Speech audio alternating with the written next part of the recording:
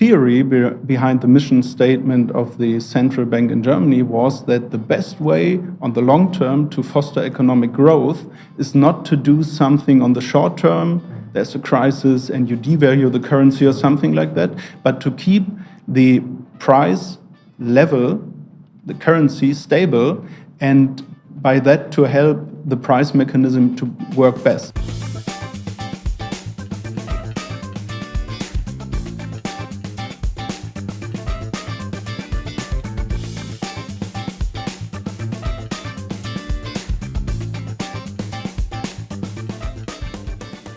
After World War II, Germany's economy lay in shambles. Yet, 20 years later, its economy was envied by most of the world, and people were talking about a German economic miracle. At the heart of the German success was an economic model called the social market economy. Hello. You're with Echelon, and we're discussing possible lessons for Sri Lanka's economic order from Germany's social market economy with Justus Lenz, who is the head of the Liberal Institute of the Friedrich Naumann Foundation for Freedom. Justus, it's good to have you here. Let me start here. We've heard the story about the German economic miracle following the end of the Second World War. Germany had a remarkable few decades of exceptional economic growth and changes in its society. And we also talk about the social market economy. Can you talk to us about the economic miracle and what role, if at all, did this concept of a social market economy have to do with it? Yeah, thanks a lot. It's good to be here. You already said it. People say it was a miracle. But of course, in a way, I mean, the development was very good and for a lot of people unexpectedly. But it wasn't a miracle in the sense that it came out of nowhere, but it was the economic growth period was the result of sound policy decisions. And so you have to imagine after the Second World War, the country was in ruin. Morally, but also physically. So imagine cities where virtually every building in the inner city ring was destroyed, chaos, shortages, food shortages, housing crisis. So it was really a bad situation. And at that time, the debate was, how do you do it? And there were a lot of people who said, we have to control resources, we have to distribute them, we have to continue using systems that you used in war to try to get everybody what they need. But there were some politicians, it was based on the work, of course, on theoretical work done before, who said, no, we have to use the power of free markets, of the free price mechanism to restart growth again. And so the first step was in 1948 that we had a monetary reform. So a new currency was introduced with the Deutschmark, which the policy to keep it stable. That was the most important goal of the central bank, which was independent, and all price controls were abolished. And you have to imagine, after some years, once the growth kicked in, that was accepted. But at that time, it was very controversial. A lot of people wanted to go in another direction. Afterwards, 1949, the Bundesrepublik Deutschland was formally founded. That is the German central bank? No, the German state. Okay. The central bank was also then formally founded then, exactly. And afterwards came rules on competition, on antitrust legislation, to keep the markets open, to prevent companies from capturing the market. But really the kickstart was the monetary reform and the decision to let prices roar free and to let entrepreneurs compete on a free market. And the result was spectacular.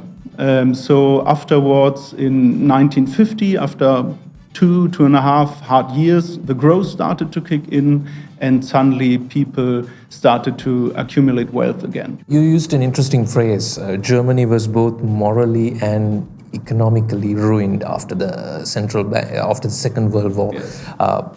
And you talked about a contest of ideas about what the future of Germany should be. How did, in that context of Germany in after the Second World War, did the principles of a free market economy gain prominence over a controlled economy? It would have been a difficult idea to grasp back then. Absolutely. First of all, I think it was a brilliant stroke of marketing to term the phrase social market economy. Right. So basically to make explicit that you combine the free market element with some social policy elements, and also to stress the point that when you have free markets that create goods and services at low prices and high quality, and that's also, in a way, part of social policy, because it makes sure that people have to spend less money on getting what they need.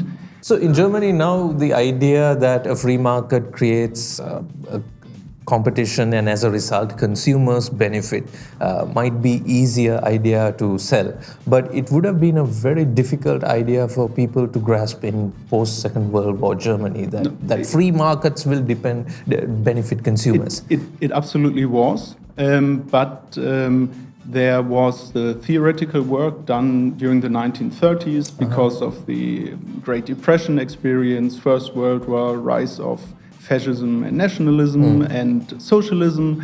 And there were some thinkers who tried to develop the ideas behind the concept of the social market economy, and there were some political leaders who fought for the adaptation. And I have to stress this, it was a struggle then, but it's also still a struggle now. Sure. So freedom and free markets, doesn't matter, freedom on the marketplace or in the political game and society, you constantly have to argue for it and fight for it. So now if you ask people in Germany, when you poll them on concrete measures, maybe there would even be a majority for state intervention most of the times. Okay. But if you ask them in overall, there is a great overall consensus that that is the right economic system. Sure. But that's also still, I mean, we still fight every day to keep it running. Right. Explain something to me, Justus. You referred to monetary reform as the kickstart of Germany's social market economy. Why do you say that? Well, first of all, because of the historical events, but then also because of the theory behind it. So when looking at history, you have to imagine that the stores were empty, there was rampant inflation, and business owners, wasn't feasible for them to put out their goods to get money, which the next day, the week after, was worthless. After the monetary reform, with the promise, and I mean at that time it was just a promise, but people wanted to believe it and believed it, with the promise we will keep this new currency stable, the shopping windows, which were the day before, were empty, were literally full of things to buy. Sure. And that was a strong impression. I mean, that's just a visualization of what is possible. But also, when you look at the theory, I mean, stability of the currency creates a condition where the price mechanism can really work and can be efficient and can drive competition. Let me stress this point, because the D-Mark, the currency of Germany, was always the most stable currency in Europe, together with some other ones. And of course, that always meant that when the other currencies decreased their value, that the prices for goods from Germany went up. And so your exports were less competitive? Exactly, when you look at the prices. Sure. And on the short term, that is of course something that is difficult for entrepreneurs and for companies. But what this environment did is that it created a constant competitive pressure to improve your goods, your processes, and at the end, it makes companies and entrepreneurs stronger and more competitive. And so, contrary maybe to the intuition that, a weak currency is something that is good for business, which is true on the short, I mean, it can give you a kick, but on the long term, the costs are higher. The D-Mark was introduced in 1948, you said. Yes. Did Germany have a central bank? And if not, when was the central bank established? How did a currency exist without a central bank in Germany? If we go into all the details, it's complicated, because at that time, the Federal Republic wasn't even founded.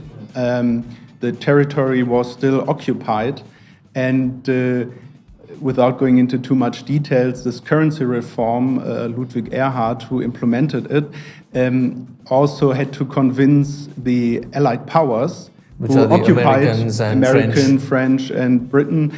Yeah, he had to convince them that that was the right way to go. Sure.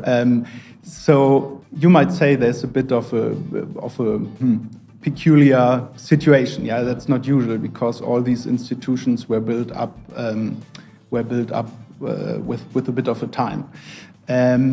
But still, they did this reform. It worked. I want to stress one more point, because you said there was an argument in West Germany of whether to continue a more planned approach to economic order or free market approach. And they decided to go with a free market approach, but with this term social market economy, which also implied some social measures. While at the same time, East Germany, which was occupied by the Soviet Union, of course, followed the Soviet Union, like a planned economy. And you might say that that is a real-world experiment, which economists normally can't do, of course. We can't force countries to implement policies and after 10, 20, 30, 40 years see what happens. But at that place in Germany at that time, in a way, it was a real-world experiment.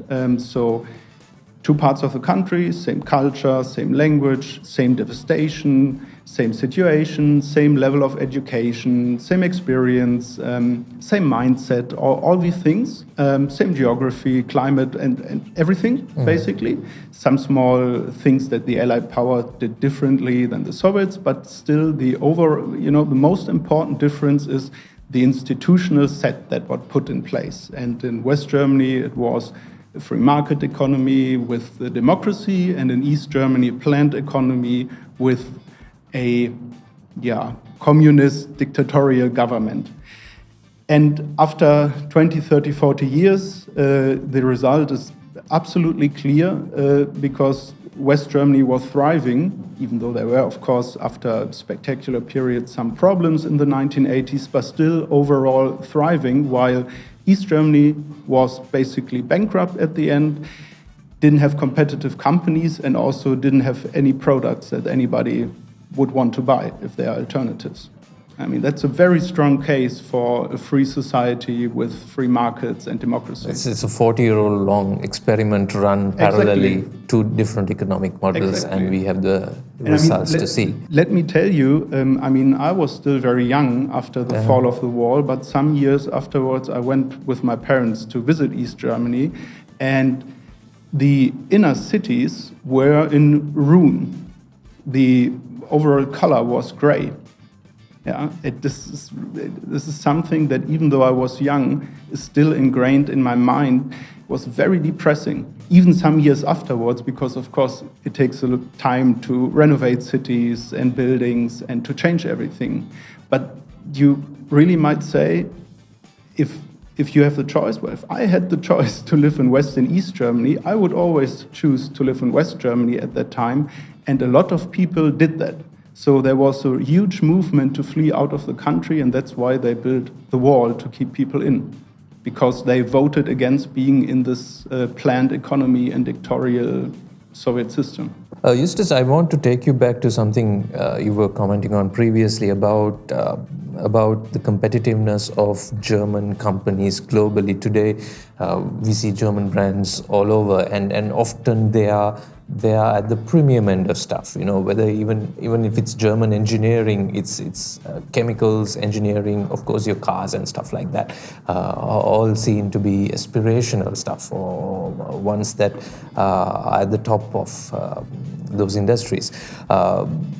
And yet you said Germany achieved this while it maintained a strong currency, and relatively currencies of other competitor nations to German products depreciated or lost value. How did Germany end up with a currency that was stable? What role, what about its money, its central bank, its government policies have to do with that? The central bank, the Deutsche Bundesbank, had one goal in its mission statement, and that goal was to keep the currency stable. Sure. So not singular prices, of course, but the level of prices. Sure. And they were also independent from direct political mingling. So just to sort of intervene there, I mean, most central bank have as their aim protecting the external and internal value of the currency, which is have low inflation and protect the value of the currency. So it was very similar for the Deutsche Bundesbank. But when you look at other central banks, they also have the goal to foster economic growth.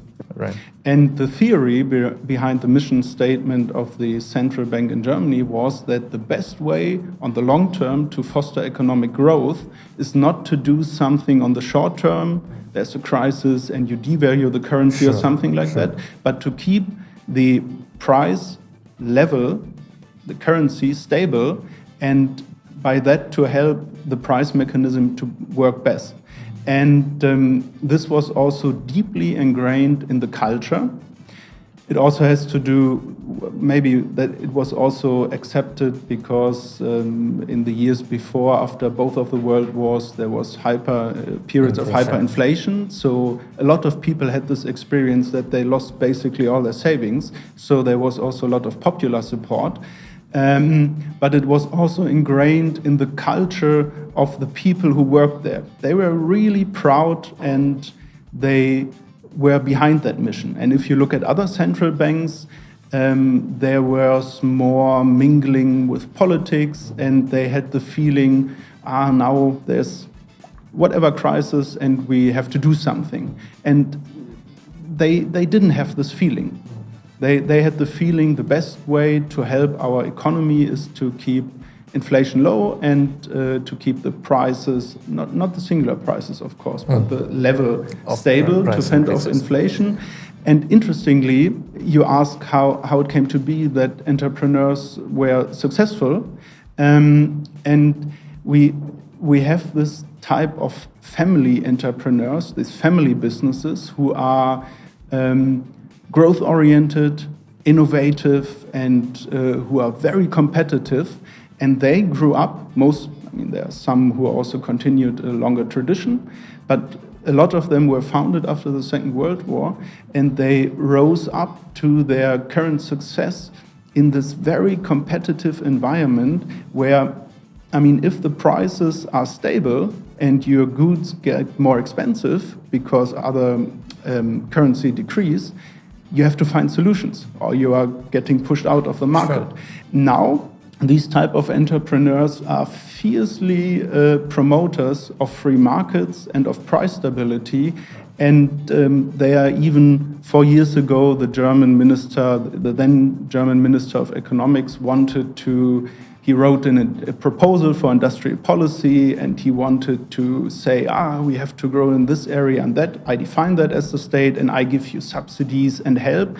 And there was a huge public outcry and a real political battle where these company leaders, these family entrepreneurs, were arguing against it and fighting against that proposal because they said, we don't want your help, we don't want your guidance, we best know how to do it, we want you to do other measures that help everybody, prevent tax rises, stuff like that. There is a German word to describe these family-owned businesses.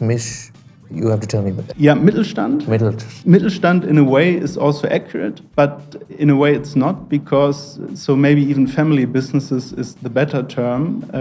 There's a debate about that, but don't worry, I won't get into the details, because some of these countries, which are still owned and run by the family, some are also owned by the family but run by private management. They are not a Mittelstand anymore, which means medium-sized company, but they are worldwide companies with tens of thousands of employees.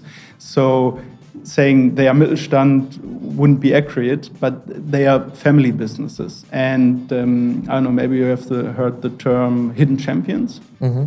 So some of these companies, really the core is that they believe in the free market, in the social market economy, but they don't only believe in profits, but also in the responsibility that they have to their local community, to their workers, to their customers. And most of them combine economic knowledge and entrepreneurial knowledge. Some of them are even engineers who learned, or the other way around, but all of them combine this knowledge and are very deeply interwoven with their company. Most of them are not in the big cities, but you drive around and then suddenly there's a big factory and 500, 1,000 people in the middle of nowhere are producing something, some small part of machines which is certain, I don't know, which a car or needs, and they are just simply one of the 2-3 best companies who can do that. And they are very impressive stories. But important is to note that these companies didn't come to play because somebody said, we need an industrial strategy, and now in this village we are going to develop, I don't know, a factory for small parts.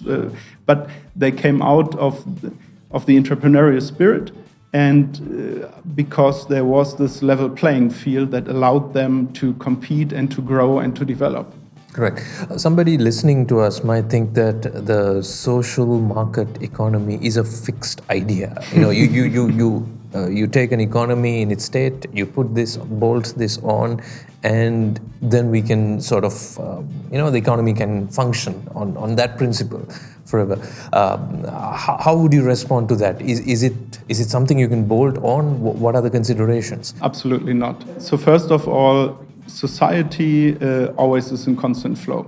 So I can talk about the theoretical concept, but then when you look at the implementation, also there are things in Germany done which don't comply with the general idea, and you have to constantly work on keeping it, or fending off ideas that might be hurtful in the long term. All of that is going on.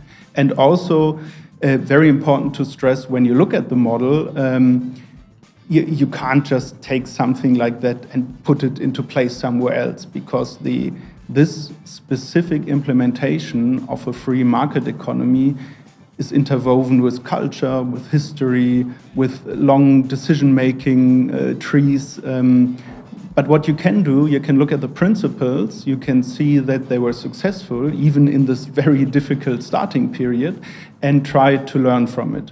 So, if I may, I can give you the idea in a nutshell. Sure.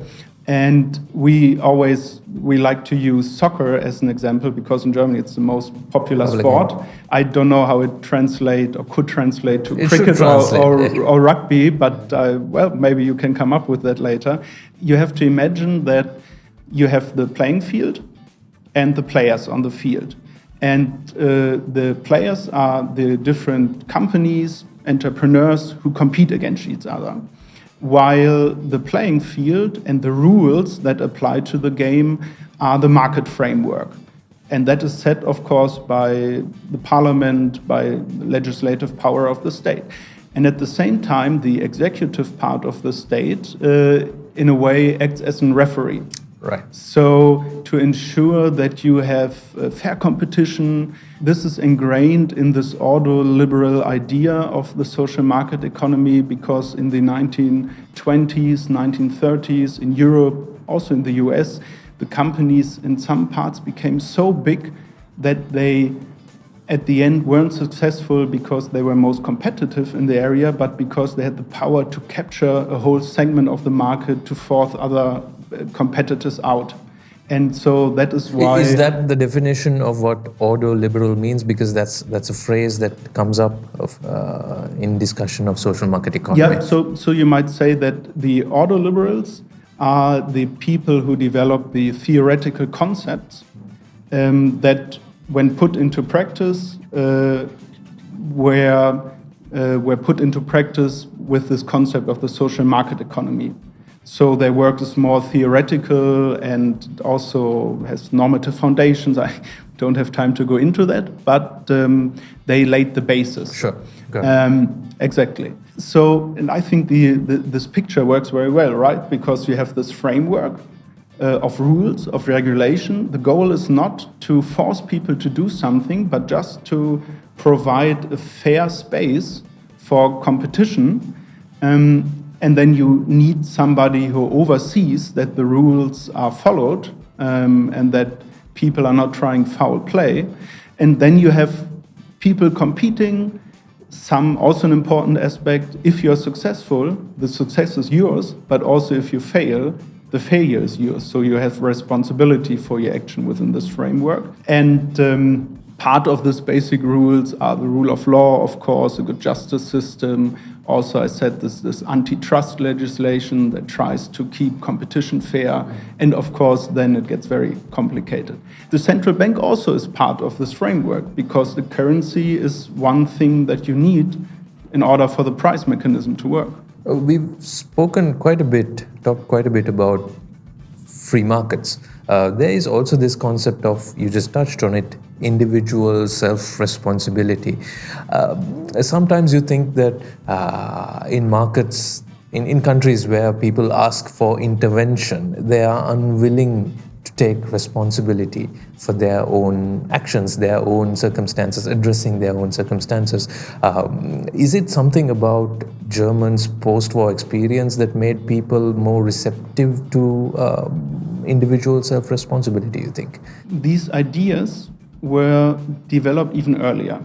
So this is deeply ingrained in the theoretical groundwork laid by ordoliberalism. It's also connected to the teachings in Catholic Church, it had roots in philosophy, but still I think that the principle applies everywhere because humans, we are individuals, and as for us liberals, that's the starting point of everything, but we are also political animals, parts of groups, of families, of countries, and everybody has responsibilities. So this idea that freedom means you can do whatever you want, of course, isn't true, and you might, and most people don't want to do things that hurt other people.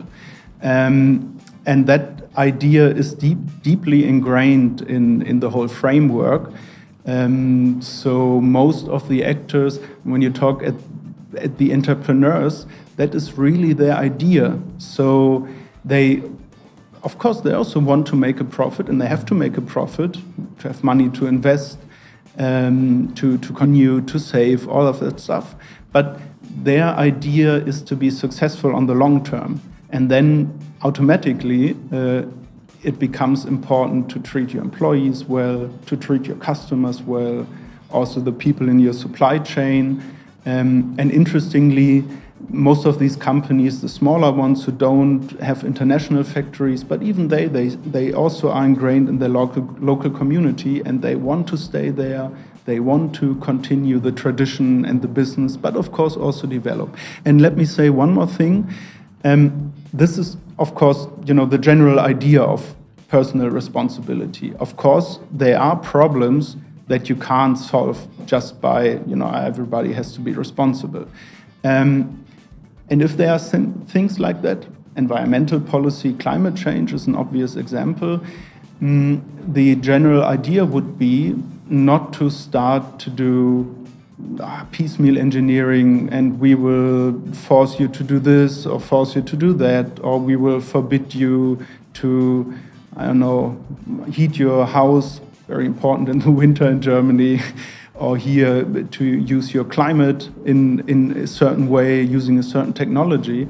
But the idea is that you try to take the cost that activities are imposing on society as a whole and to put them into the regulatory framework.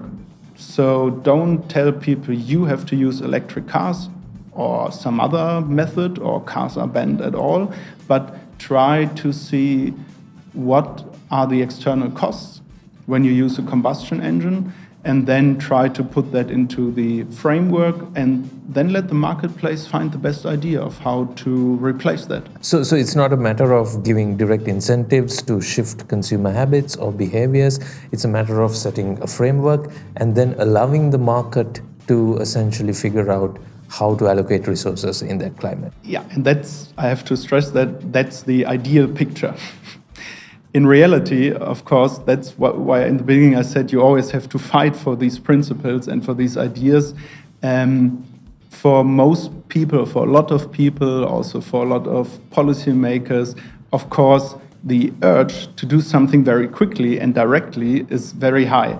So you have to argue why this solution is on the long term better and more efficient. And even I would say, especially when it comes to climate and to natural and environmental policy, the challenges are so big that we, as one country, but also as the whole world, we just simply can't afford it to not use the most efficient mechanism that we have. But of course, that's a very difficult argument to make, and also that's one example how you have this idea which is still very popular in Germany, but when it comes to single policy decisions, of course, there's always a constant fight. And for example, for battery cars, electric cars, we had huge subsidies, which, in my opinion, didn't really make a difference. But the urge to do something, anything, was just too much. And that's part of the discussion. But still, in general, I'm deeply convicted that when you manage to get the market price mechanism, that's the best way to solve a problem. And I'm not saying that because, I don't know, whatever you want to call it, just because in general I think markets are good and that's it. But I'm saying that because I really think that is a very efficient mechanism, the best we have to organize action, to get people to develop ideas, to drive forward. Look at Elon Musk. Now he's having troubles, of course, but this is one entrepreneur who changed the whole industry with his ideas. And that's the power of markets. At the same time, you can't use markets for everything, and there is, especially, I said this with the soccer example, there's an important role for the state to play, and markets are not everything. But when we manage to use them where they are good, then that's a win for everybody. The social market economy is also two ideas. There's in that phrase itself, there is the market, which we spent a lot of time talking about. There's also the word social in it. Take the German context, of which you're fairly familiar. How does the social concept apply in the market economy? So first of all, the founding fathers would say that the most important social policy is having free markets. Why? Because free markets create good goods and services at good prices and high quality. Earlier, I had a discussion with somebody about discounters in Germany, stores that sell food at very high quality food at very low prices, and that's a very good example for that. But then, of course, there's more to do. It's important to note that there's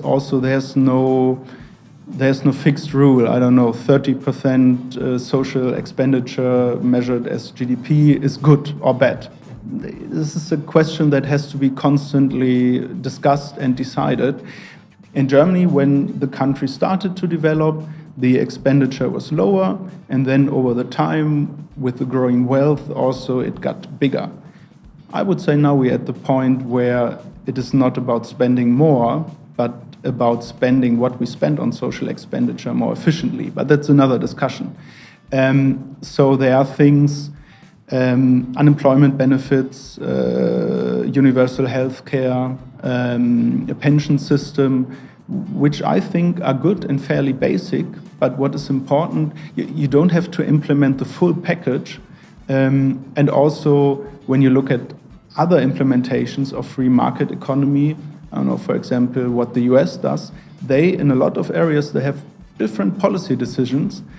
There's no absolute right or wrong, but that's a good example of how a country, as long as you keep this free markets functioning, you can make a lot of different decisions of how to organize things around it. Germany has a federal form of government in Yes.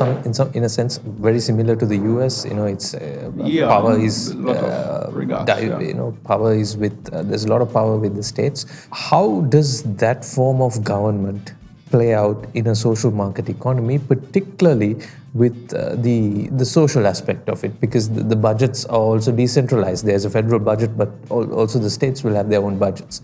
The short answer is that the social expenditure is on federal level. Right. And so the states only do certain things. So, for example, police and educational policies. Do the states have their own taxes? They have some taxes, but they make up a very small percentage. So most is just the federal taxes, and then there's a distribution mechanism. There's also a different topic. The system is not perfect, of course, which system is, but so you have the social policy on the federal level, and of course that helps the country and cohesion. And sometimes I wonder, to be honest, if in the richer states people would realize how much less they would have to pay in taxes and in social security payments if they wouldn't have to finance the poorer states. I'm not sure how that would play out. But anyway, as a whole, it works because also you have the risk sharing. You have when you have a larger population, it can be more efficient. So yeah, we have that on the federal level. How does the social market economy, the principle of the social market economy, view taxation, and particularly in income taxes, marginal rates of taxation? So escalating rates of taxation as your income goes up. This is very topical here in Sri Lanka. Sri Lanka has implemented record levels of income tax, as high as 35% on an income of $1,000 a month. So anything over $1,000 a month is attracting 35% income tax. There's no direct connection of how between the principle of the social market economy and the tax system. What I can say is what the principles are is that it is better to take taxes or social security payments out of profits and incomes and then do redistribution than to try to intervene directly into the market, to give rules that try to correct the outcomes. Instead, it's better to take a part of the profit, of the income, and then redistribute it. And talking about the tax system is a whole different story. I would say, and research also suggests that's true, that the level of taxes, and if it is accepted or not, is of course also, it has to be seen in correlation to the level of services and the quality of government services. So in Sweden, taxes are very high. There are a lot of people who say, it's okay, I like to pay that, it's good.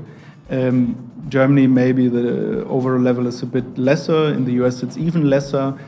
So also there's no perfect answer. But I would say if you take high taxes, then you need a justification for that. Justus, anything you want to add in conclusion? This has been a fantastic conversation. Yeah, I want to stress maybe 2 points. So first of all, because also in the last days I learned a lot more. Before I read about Sri Lanka, but now I learned a lot more. We had a lot of talks. And first of all, as I said before, this is not something, you can't take policies and institutions from other countries and just take them out and implement them. But what you can do is you can learn from the experiences. And I would stress, first of all, that the power of markets, of free markets, also, there's overwhelming empirical evidence that is on the long term a good decision to have free markets.